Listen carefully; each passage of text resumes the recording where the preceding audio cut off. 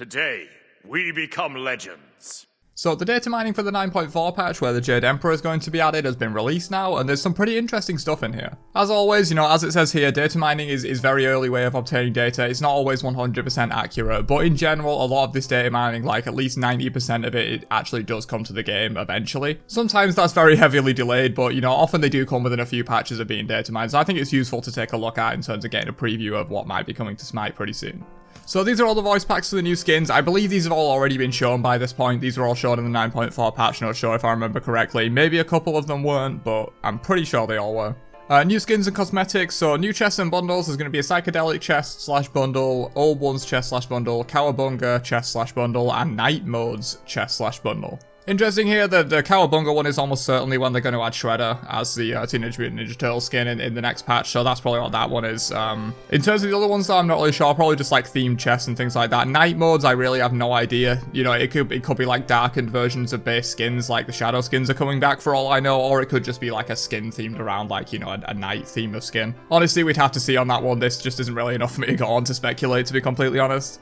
Achievements added for 120 up to 150 gods mastered. They're just preparing for this. Obviously, we don't have 150 gods in the game yet, but they're just making sure for when that does happen that the achievements are already there for people. I'll just mention this again because it's a fairly important one, especially to me, even though it's not new in this data mining. I did cover this in my last data mining video, but it was fairly short. Classic Conquest is going to be returning at some point. This should be super interesting. I'm hoping Classic does mean like the super beta version, kind of like it did with the Classic Joust. That was like kind of not the very original version of the Joust map, but it was pretty close.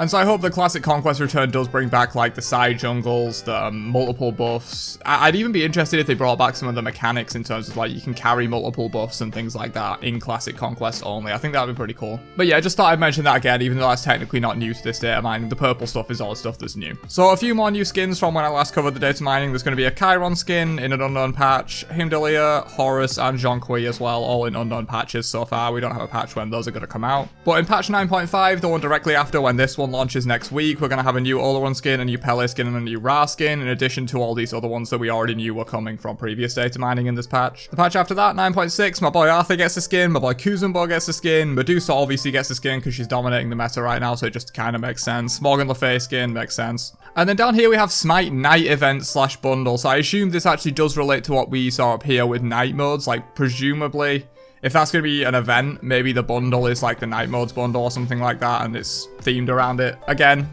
pretty early to speculate here, we don't really have much to go on. But my personal speculation is that Shadow skins are coming back. I'm not entirely sure about that, but it'd be cool. Again, I covered this in the last update, but Divine Uprising is going to be starting, which is going to lead from patch 9.4 to 9.6. And then in patch 9.7, when that event ends, we're going to have a new Cupid skin, new Danzaboro skin, new Freya skin, Gilgamesh, Hel, Janus, and then something called a Zodiac. Not sure if it's an event or bundle, he says here, so again, could be like some kind of bundle, could be actually an entire event based around it in this patch, we're not entirely sure yet. But here's where the big stuff starts coming, really. That was just covering sort of new skins and a few other things from previous data mining, but here we have the Season 9 Odyssey, which I'm sure is something a lot of you guys are excited about. I am too. So he thinks the Odyssey's coming in 9.7, so that'll be after the conclusion of the event we're having now, where it ends in 9.6. 43 points, which assumes there's 43 items, so like 43 skins and cosmetics. There's going to be voyages, kind of like always. Not like always, but like the last few Odysseys have had these kind of things where you can go on like voyage quests and get Odyssey points and get some content for free rather than having to necessarily buy it all. It looks to me like there's either going to be 3/4 voyage quests in like each kind of group where you can get rewards and things like that, because there is like 4 Odin ones here, but the other ones seem to all only be 3. Oh, there's 4 Bacchus ones as well, and only 2 Cthulhu ones. Also, there's a Chibi Land voyage, which is going to presumably be its own thing, and the only confirmed skin so far is Bellona.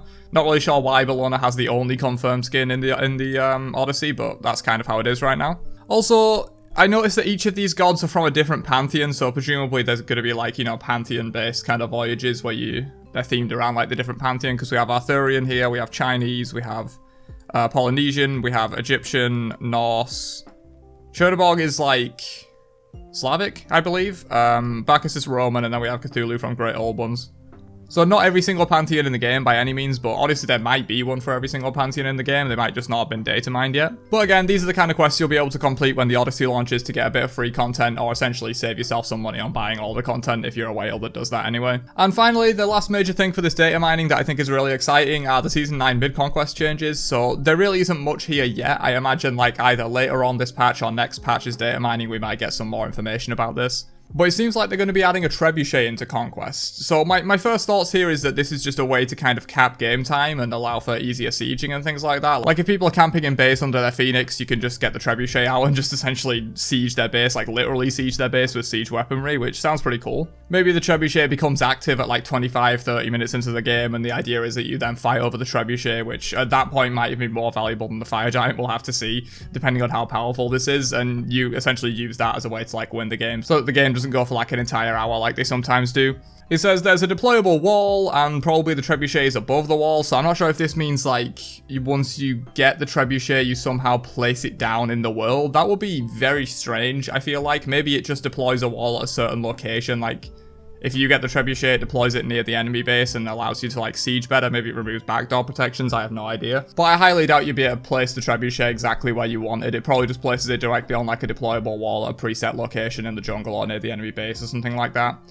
Something interesting here though is that it says it has an aura buff. This kind of makes me think it's potentially going to be a little bit more defensive. You know, maybe you can set the Trebuchet up in your own base as well to prevent enemy sieges and like fire at them. Just based on the fact that it has an aura buff, because I think that makes a little bit more sense when you're doing the base camping and you can kind of sit in that aura buff under the Phoenixes. Whereas like if you're sieging, you're going to be a bit more split up and moving around and things like that, and you might not get as much benefit from an aura buff. The Trebuchet has a projectile, obviously, that's how Trebuchets work.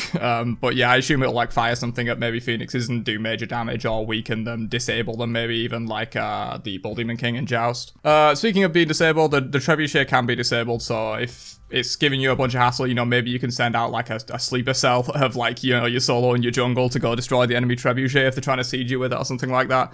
This does sound pretty fun, and I'll be excited to get like more actual info on this, because this is really like just heavy speculation at this point, and when we get either more data mining or some official info from Hi-Rez about it, we can definitely talk about it more. And it just says there are some effects for warnings, explosions, and disabled. So obviously, presumably it gives you a warning when it's shooting at your base, explosion when it hits, and then you can disable it as well. But that's pretty much it for all the data mining. There's nothing really new here. You can check out the full data mining page if you want to, because there are things that I've not covered that were in like previous data mining. Most of the white text is something I haven't covered in this one because I covered it in a previous video. But yeah, still tons of new stuff coming. I'm pretty excited, especially about the Trebuchet. That looks really cool, and obviously the Odyssey skins should be pretty nice. But yeah, subscribe for more data mining videos in the future, and I will catch you guys in another one later on. Have a great day, and peace out, you nerds.